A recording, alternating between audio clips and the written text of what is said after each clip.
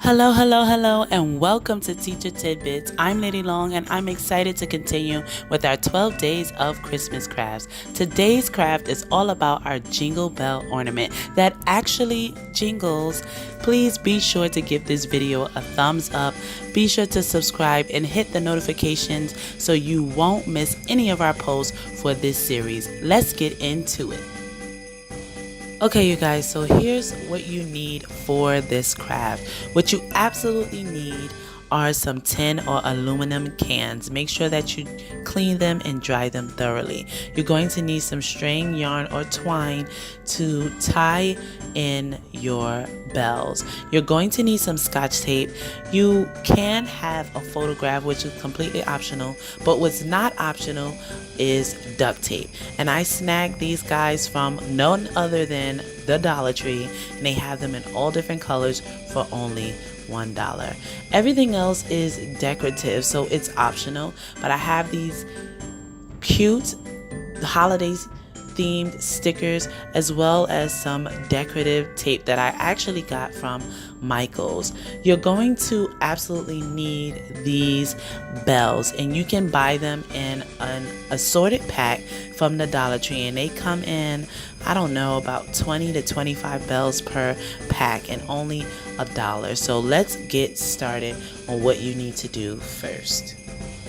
So once your cans are clean and dry, you're going to poke a hole at the top. Now, I just simply use a steak knife. I'm not really great with power tools, and I don't really think that that's necessary because the knife went through just fine.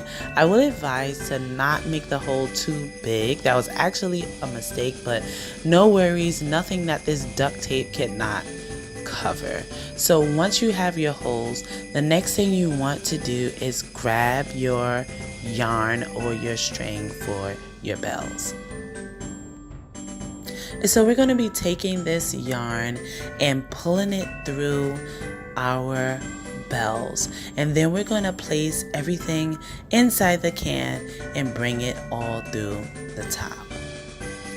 Now I'm trying to get close in and focus the camera so you guys can see that these bells have these little knobs on them. That's a perfect size to get the yarn through. And I went ahead and placed about 3, you can do more if you like, of bells onto the string. And now before I tie them, I'm going to pull them through the can.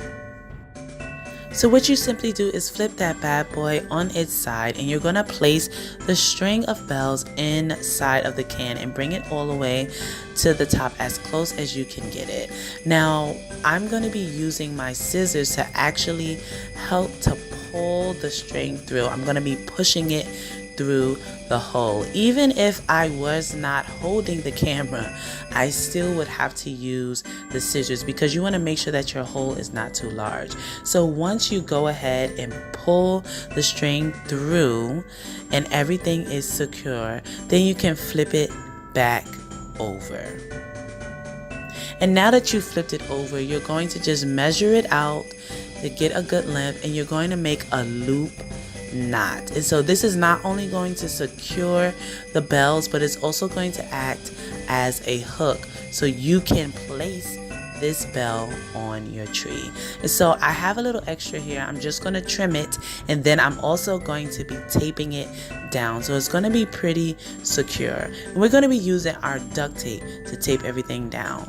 You want to make sure that you don't tie it too tight so that the bells are loose enough so they can move. You don't want to tie them all the way up to the top, and that way it can make sound freely, and the kiddos can actually use them for jingle bells when they're not hanging on the tree. So before I tape everything down, I do want to tell you to go ahead and trim off any excess that you have. So what I've done is I've taken some smaller pieces of duct tape and taped them horizontally over the top. And I know it really doesn't look pretty. Ideally, I would have the kiddos help with this, but for the sake of the video, I'm just doing it myself. Now, I've trimmed off some of the extra yarn as well as some extra tape.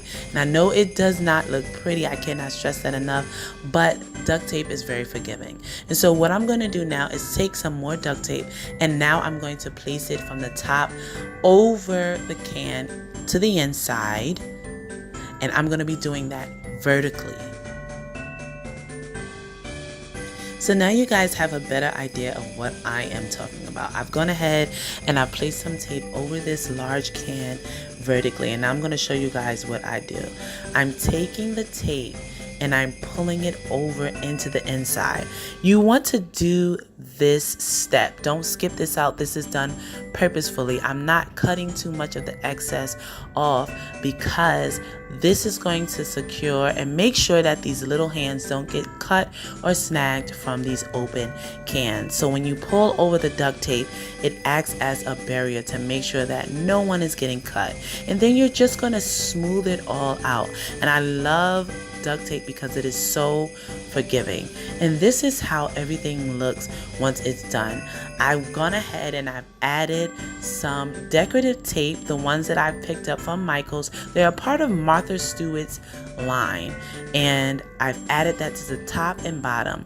Now I've given these to my toddlers, and they've added on the stickers and their own little pattern as well as their pictures.